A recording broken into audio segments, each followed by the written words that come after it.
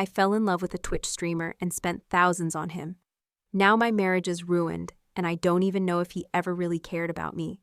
How do you recover after mistaking online attention for real love? If you told my husband I spent more money on a Twitch streamer last year than on our wedding anniversary, he'd probably laugh and say, she just likes supporting small creators. If you told him that same streamer is the reason our marriage is falling apart, he'd call you crazy. But here I am, 35, 2 kids, full-time job, seemingly stable life. And last night I sent a good night to a man 8 years younger than me who doesn't even know my legal name. Or maybe he does by now. I'm not sure where the line was anymore or when I crossed it. People think affairs start with secret hotel rooms, with lipstick stains and lies. But sometimes they start with a username, a notification ping, and a tired woman scrolling through a glowing screen in the dark while her husband snores on the couch. Sometimes it's as simple and as dangerous as hearing a stranger say, "You matter," and believing it more than you should. My name's Jessica. I live in the kind of house you'd expect. Quiet suburb, backyard swing set, magnetic letters on the fridge. Michael, my husband, is a good man. Provider, reliable. We met in college. Fell in love like people do in their 20s. Quickly, intensely, and with the kind of confidence that assumes everything will just fall into place. And for a while, it did. We had 2 kids. Bought a house, split the chores, shared the load. But somewhere in between daycare runs and work stress and long nights with sick toddlers, the us part of our marriage got blurry. We became project managers of a shared household, not partners. Our conversations turned into checklists. Our affection became functional. Michael works late, not out of ambition, just habit. He says it's how he decompresses. I used to wait up for him, eager to talk, to connect.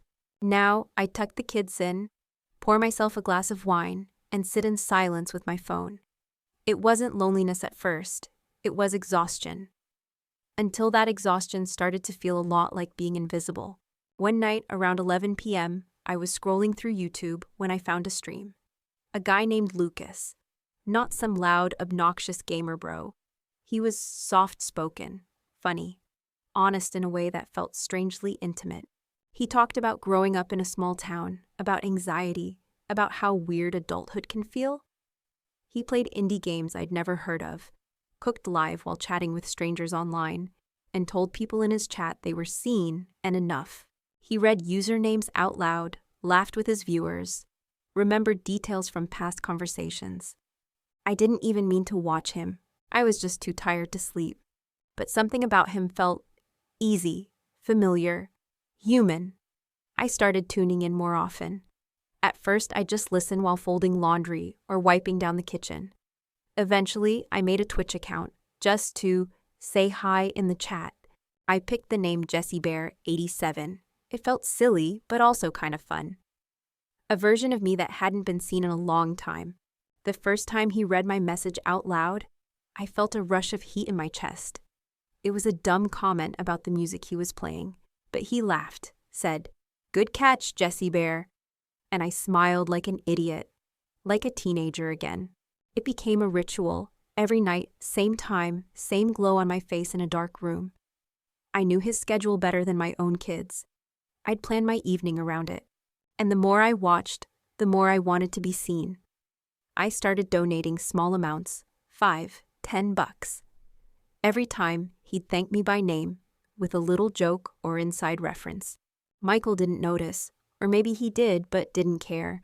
He'd just say, "You're always watching that guy. Isn't it a bit much?" I'd shrug. "It helps me relax."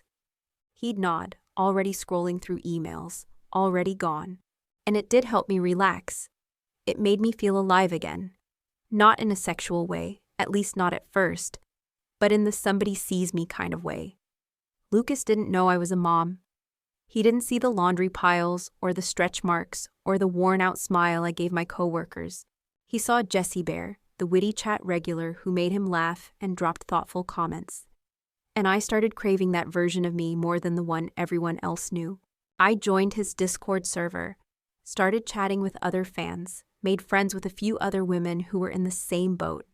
Mothers, wives, burnt-out professionals looking for escape in a world that actually responded when you spoke. We shared screenshots when Lucas replied to our messages. We joked about being his mod squad, even if we weren't actual moderators. Sometimes, late at night, he'd hop on voice chat with a few of us just to hang out. That's when it started to feel real. One night, he sent me a DM. "Hey Jess, loved your comment earlier. You've got great timing, LOL." It was short, casual, but it sat in my chest like something heavy and warm and deeply dangerous. I wrote back, "Of course I did." And that's where the unraveling really began. The first time Lucas messaged me privately, it felt like getting picked first for a team, something I hadn't experienced since high school. It wasn't even flirty, not really. Just a quick note saying he appreciated my sense of humor, that it made the chat less toxic. I read it twice, heart thudding. I told myself it didn't mean anything, but I screenshotted it anyway and sent it to the Discord group of regulars. They squealed in our private channel, showered me with laughing emojis, and half-jokingly dubbed me Queen Jess. It's funny the way you can live two lives without even realizing when the split happened. By day, I still woke the kids up for school, packed lunches, ran meetings at work, picked up dry cleaning. I kept up appearances, baked for the school fundraiser, scheduled dentist appointments, paid bills.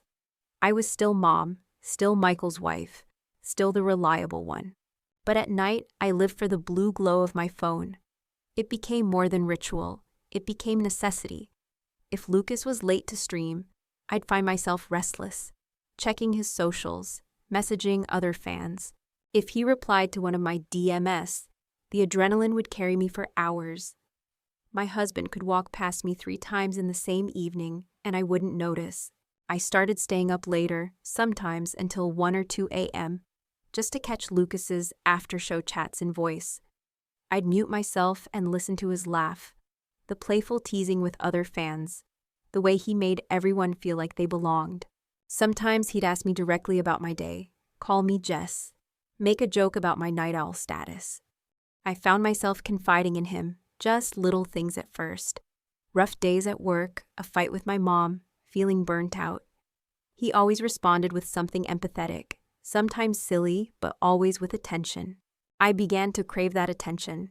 It was like a hit of something sweet after a day of bland routine. Michael started to notice my absence, but he never asked the right questions.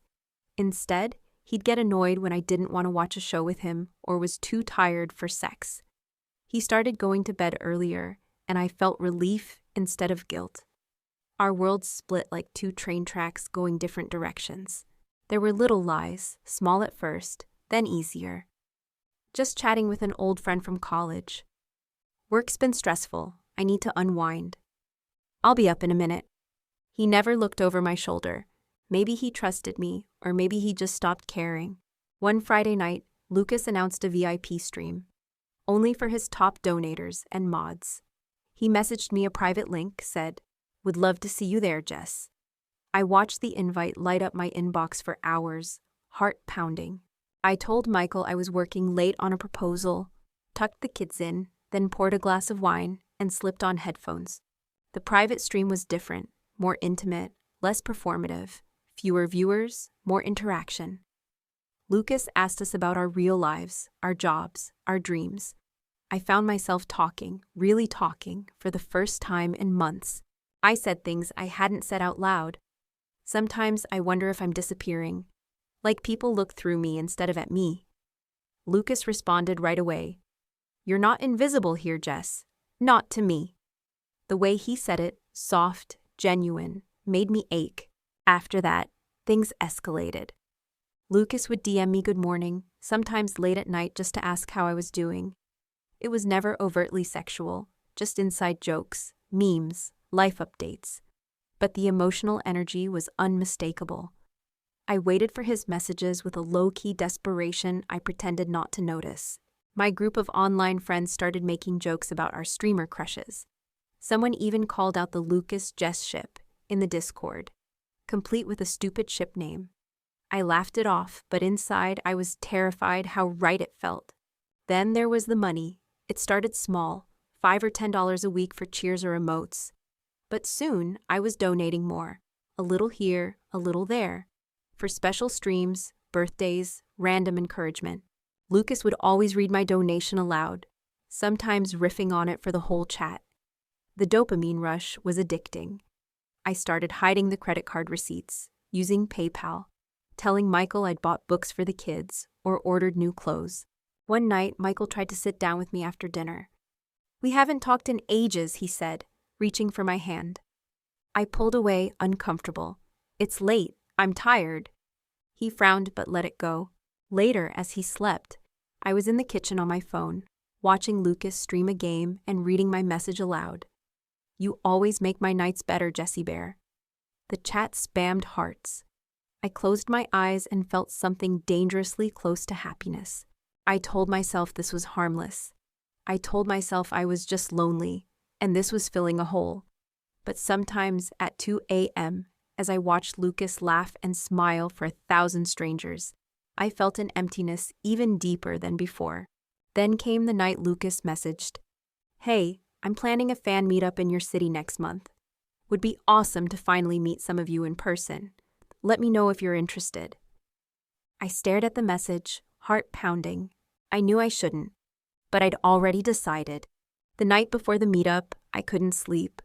I lay in bed listening to Michael's steady breathing, my heart racing with guilt and excitement. I told him I was going to a friend's birthday brunch the next day, and he barely looked up from his laptop. "Have fun," he said, distracted. Not seeing the way my hands trembled under the covers, I dressed with more care than I had in years, nothing flashy, but enough to feel like the best version of myself. I checked my reflection twice, then 3 more times. I told myself it was silly to be nervous. Lucas was just a streamer. We were just friends. But my stomach fluttered the whole drive downtown. The meetup was in a cozy indie cafe rented out for Lucas's VIPs. There were maybe a dozen people, mostly younger, but a few my age. I recognized some from the Discord, and there were hugs and inside jokes, quick introductions, laughter that felt easy and real. Then Lucas walked in, taller than I'd imagined, smile as wide as on camera, his voice instantly familiar. When he saw me, he lit up. "Jess," he said, using the name only my closest friends had ever used. He pulled me in for a hug, warm and safe, smelling faintly of citrus and something sharp. I felt myself flush, grinning like an idiot. For a moment, it was as if the rest of the room disappeared. I wanted to freeze the feeling, being wanted, noticed, important. The hours blurred together. Lucas moved effortlessly between fans, but kept coming back to my table, laughing at my jokes, asking for my opinions, teasing me in small, private ways. At one point, he squeezed my hand when I made a self-deprecating remark, leaned in close, and whispered, "You really don't know how great you are, do you?" The look in his eyes made my pulse skip. After the meetup, Lucas messaged me, "Hey, I'm grabbing dinner with a few people after. Wanna come?" I hesitated. I texted Michael, telling him things were running late, not to wait up.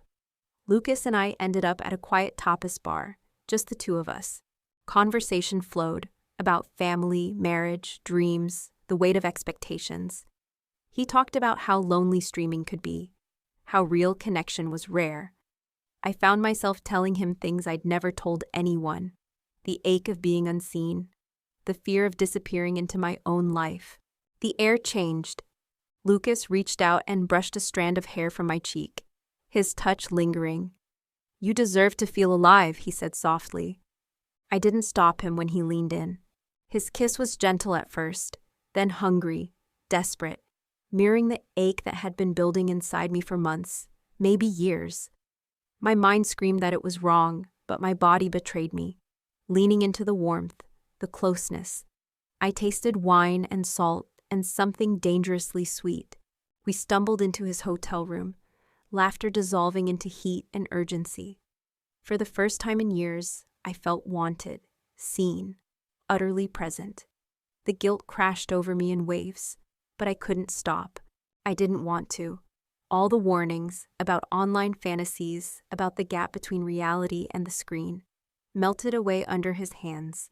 Afterwards, we lay tangled in the sheets, silence heavy between us. Lucas traced circles on my arm, neither of us speaking. In the dark, the lines between fan and idol, between married and single, blurred until I didn't recognize myself at all. When I finally checked my phone, there were 3 missed calls from Michael and a text. "Are you okay? Let me know when you're heading home." The shame hit hard. For a moment, I thought about confessing, about ending it right there. But Lucas rolled over and kissed my shoulder, and the world shrank again to the safety of that small, hidden space. That night, I drove home in silence, hands shaking on the wheel. The city lights flickered past like accusations. I rehearsed excuses in my head, wondering how long I could live this double life. At home, Michael was asleep on the couch, our son's blanket wrapped around his shoulders. I watched him for a long moment, feeling equal parts love, resentment, and loss. I crawled into bed beside him, fully clothed, phone still buzzing with a goodnight message from Lucas. "Tonight was amazing. Thank you for being real with me, Jess. Sweet dreams." Lying in the dark, I realized I had crossed a line I could never uncross, and I wasn't sure if I wanted to go back. The weeks that followed felt unreal, like I was living someone else's life, or maybe 2 lives, side by side. By day, I wore my good mom mask, packing lunches, driving carpool, fielding polite questions from other parents at soccer practice. By night, I slipped back into Lucas's world. Private messages, stolen phone calls, secret jokes, and whispered promises. The line between reality and fantasy faded until even I couldn't tell which version of me was real. At first, I thought I could keep it together. I told myself it was just a fling, a spark to reignite the part of me that had gone numb. But it wasn't just sex. It was attention, validation, the addictive thrill of being truly wanted. Lucas and I met up twice more, each time feeling more inevitable, less like a choice and more like gravity. Michael noticed, of course. He wasn't stupid. He asked why I was always tired, why I never wanted to go out as a family, why I suddenly had new passwords on my phone and work meetings on weekends. I snapped at him, defensive, accusing him of not trusting me. In the quiet after our arguments, I'd retreat to the bathroom, lock the door, and text Lucas, desperate for escape. The breaking point came on a rainy Saturday afternoon. I was folding laundry in the bedroom when Michael walked in, face pale, hands shaking. He didn't yell, just held out my phone, open to a series of messages I'd forgotten to delete. Lucas's name was everywhere. "Miss you already. Can't wait to see you again. Love the way you laugh when you're nervous." And my replies, words I'd never said to Michael in years. "Who is he?" Michael asked, voice raw. I tried to lie, just a friend. He shook his head, a tear tracking down his cheek. "Don't do that. Not now." The truth poured out, messy and incomplete. I told him about the streams, the messages, the meetups. I left out the details, but he knew. He knew enough. He sat on the edge of the bed, shoulders hunched, silent for a long time. When he finally spoke, his voice was flat. "Do you love him?" I didn't have an answer. "I don't know. Maybe I just loved how he made me feel. Maybe I just wanted to feel alive." For a moment, I saw the man I married, the way he looked at me on our wedding day, the softness in his eyes when our daughter was born. And then I saw what I'd done to him, to us. The fallout was swift. Michael moved into the guest room that night. Our conversations became cold, clipped, transactional. We divided chores, shared custody of the kids, talked only about logistics. I slept badly, haunted by the sound of Lucas's laughter in my head and the echo of Michael's disappointment. The kids sensed something was wrong. My daughter stopped asking for bedtime stories. My son became clingy, refusing to let go of my hand at school drop-off. I tried to hold it together for them, but every smile felt fake. Every hug a reminder of what I'd broken. Lucas tried to be supportive. He sent me long messages, told me I deserved happiness, that he'd wait for me to figure things out. But even those words began to feel hollow. Our conversations grew strained. No more easy jokes, just a shared sense that reality was much messier than we'd imagined. I saw rumors swirling in the Discord server, whispers among fans about the VIP meetup, speculations about who Lucas was seeing. I pulled away, embarrassed. no longer sure if I belonged in that world or any world at all. One night, Michael and I sat across from each other at the kitchen table, the kids asleep, a silence so thick I could barely breathe. "Is it over?" he asked. I nodded, not sure which "it" he meant. My marriage, my affair, my old life. "I'm sorry," I said, and I meant it. But it felt like saying sorry to a house after you've set it on fire. We tried therapy, once. The therapist asked why I cheated, and I couldn't answer without crying. Michael sat stiffly, arms crossed, eyes red. We left early, drove home in silence. Weeks turned into months. Michael filed for separation. The kids split time between our houses. Lucas faded into the background. A few texts, an awkward phone call, then nothing. I deleted Discord, unsubscribed from his channel, blocked his number. I had to. Now I wake up alone. Sometimes I watch the sunrise through the kitchen window, coffee cooling in my hands, listening to the quiet. The ache is still there, but it's quieter, dulled by routine. I wonder if I ever really loved Lucas, or if I just needed someone to tell me I mattered. I wonder if Michael could ever forgive me, or if I'll ever forgive myself. Sometimes I scroll through old photos, birthday parties, anniversaries, that first awkward stream with Lucas in the corner of my laptop. I want to go back and shake myself, tell her not to look for meaning in pixels and borrowed voices. But I know I wouldn't have listened. If anyone out there is reading this, thinking about crossing the line, don't fool yourself into thinking it's just a game, just a distraction. The damage is real. The hurt is real, and sometimes what you lose can't be fixed with an apology or a good night from someone on the other side of a screen. This is my confession. Maybe it's a warning, or maybe it's just another way to say, I'm sorry for all of it.